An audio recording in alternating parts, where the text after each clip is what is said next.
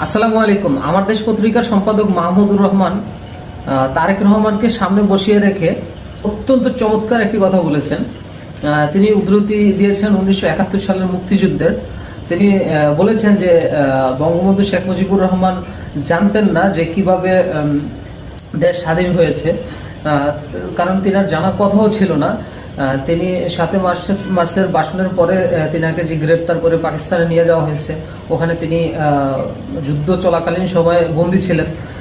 দেশ স্বাধীন হওয়ার পরে তিনি কারামুক্ত হয়ে বাংলাদেশে আসছেন। তো যারা যুদ্ধ করেছে বা আওয়ামী লীগের যারা ছিল নেতাকর্মী ছিল, তাকে যেভাবে করে বর্ণনা করছে যুদ্ধের ইতিহাস, তিনি সেভাবে করেই জানতেন। এটাই রিয়েলিটি আসলে। তো তারেক রহমানকে উদ্দেশ্য করে মাহমুদুর রহমান বলতে চাইলেন যে আপনি 17 বছর দেশে ছিলেন না, পরিস্থিতি কি ছিল এখানে সেটা আপনি আপনার আশেপাশে যারা আছে বিজ্ঞ লোক, বিশিষ্ট লোক, তাদের মুখ থেকে শুনে আপনি কোনো সিদ্ধান্ত নেবেন না।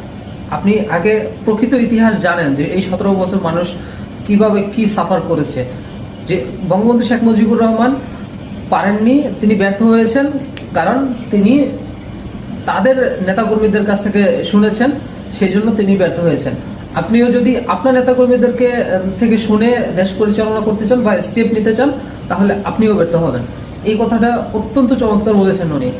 তারেক রহমান, আমরা মনে করি যে তিনি একজন যোগ্য নেতা, বাংলাদেশের ভবিষ্যতের প্রধানমন্ত্রী, সেই ক্যাপাবিলিটি তিনি রাখেন।